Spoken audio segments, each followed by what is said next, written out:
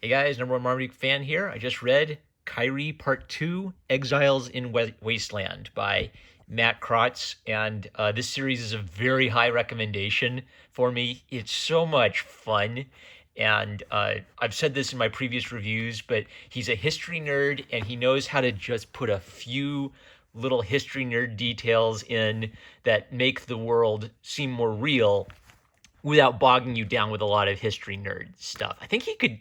He has a channel. I think Matt, you ought to do like history nerd videos where you like show a panel from your comic and then you explain like the history nerd source of it. I bet you could tap into like history YouTube with that a bit. They're just drawing at the front. So in book one, Myra, who's kind of like ancient Roman Catwoman, steals a gorgeous red gem, and in the process, she meets up with Marcellus, who's this big giant wolf of a man, but he's also a Roman nerd who likes to translate old documents. And he translated an old document for the Roman elite, the Quorum, that had some like real bad, like end of the news, evil cult take over the world stuff in it. And so they locked him up. And so Marcellus basically he feels very guilty because he was part of this Roman cult, basically, and now he just doesn't want to hurt anybody, and he wants to save the world from whatever these Roman elites are up to. And in the process of their adventure, the Romans send some people to stop them, and one of the guards basically they blow up the Roman ship, and he saves one of the guards because he doesn't want to hurt anybody. And now he's kind of carting around this guard because he doesn't want to kill him. He doesn't want that on his conscience. And Myra's kind of like letting him do that if that's what he wants to do. Kind of like in part one, there are some neat little quotes that could be the thing is that could be Matt just writing his own like his own dialogue, or it could be Matt like finding like a real cool like history source and kind of reappropriating it and mixing it in. But I want you to just hear the opening so you can hear how he's able to capture sort of the biblical or ancient Greek, ancient Roman tone of voice. When, after evening had passed, and we still had no sign from the king, we began to worry greatly, debating amongst ourselves what we should do. And then out steps Alexander the Great, even kind of has kind of like that cool Greekan look to him. But just as the sun set over the dark mountain, we saw him walking out into our midst. It was evident that the secret events which had transpired within the shrine's walls had been unfruitful, for the king was empty-handed, and had never before seemed so profoundly troubled. Resisting our embraces, he said, "If the sun demands such a precious wealth, then he is not as bright a fellow as I had supposed." Nice little witty retort from Alexander the Great. And Alexander the Great is the source of the mysterious scroll that will lead them to this ancient treasure.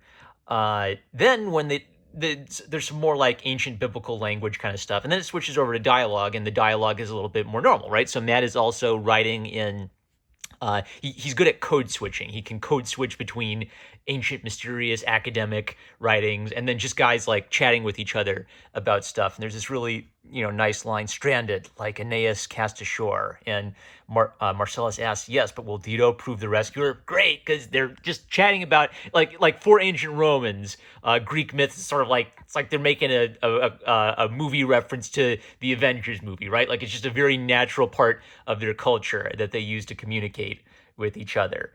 They kind of like talk about, how desperate their situation is. They ask Marcellus for more of the background on what the scroll is. And Marcellus clearly 100% believes in all of the ancient cult, God, conquering death, supernatural stuff. The Romans just along for the ride, and Myra seems to kind of believe it, but she's trying to, she clearly thinks that Marcellus is a little bit nuts, and she's just interested in the treasure. Okay, here's another neat detail. Like, the evil Roman bad guy Valerius and his son are reclining at their seats, like a very Roman thing to do.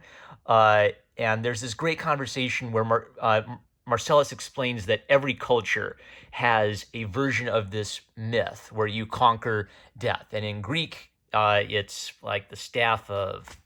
what was it in Greek? The staff of Adonis or something like that. Okay, and then Matt also does a good job. So there's a lot of talkie-talkie scenes explaining the background. So he makes sure that the talkie-talkie scenes, something's happening. So they talk, it's the anime beach episode where they stop and they take a break. And he has like the beautiful sunlight through the water as Marcellus explains like all of the evil ancient mystery stuff. That's good. There's some and great character moments. So, there's the cool world building side of it, but he doesn't get so wound up in the world building that he forgets about his characters.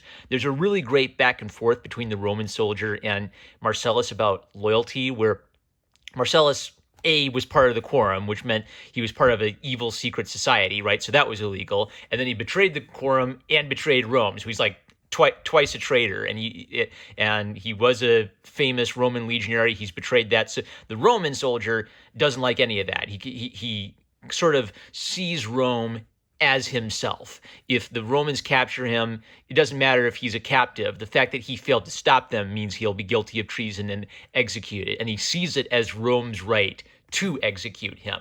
Rome itself is something so big that it kind of encompasses who he is, whereas Marcellus kind of believes he has a bigger duty to the human race. If the Roman elites are going to try to take over the world and play God with ancient evil forces, then Marcellus is going to try to stop them because he doesn't want anybody to get hurt, right? It's such a great, simple motivation.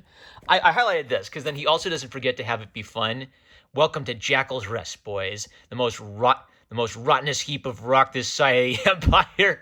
I see what you did there, Mos Eisley Katina. You'll never find a more wretched hive of scum and villainy. Nice try. I caught the Star Wars reference.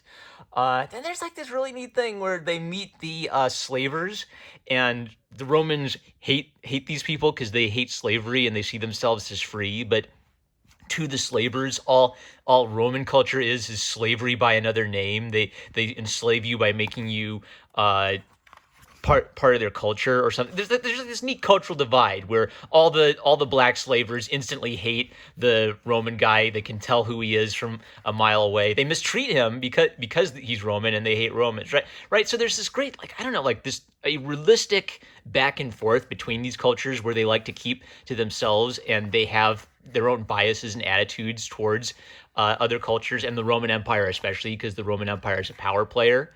And it leaves off with them approaching their final destination, but Rome is already there excavating it, so it may be too late.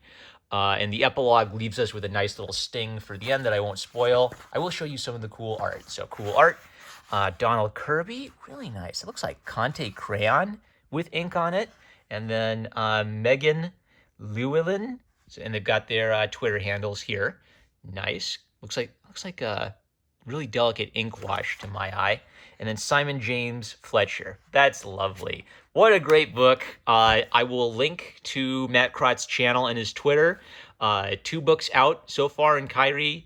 Don't miss it. I think this is a real return to Indiana Jones style of storytelling, but with a lot of heart and just the right que bella amount of history nerd details to really make it feel like a lived in fleshed out world. I think history nerds will geek out about it. Seriously, Matt, make history nerd videos explaining all of your obscure little history nerd details that inspire your writing. You'll make the big YouTube bucks. All right. Love you guys. Number one Marmaduke fan. Catch you later.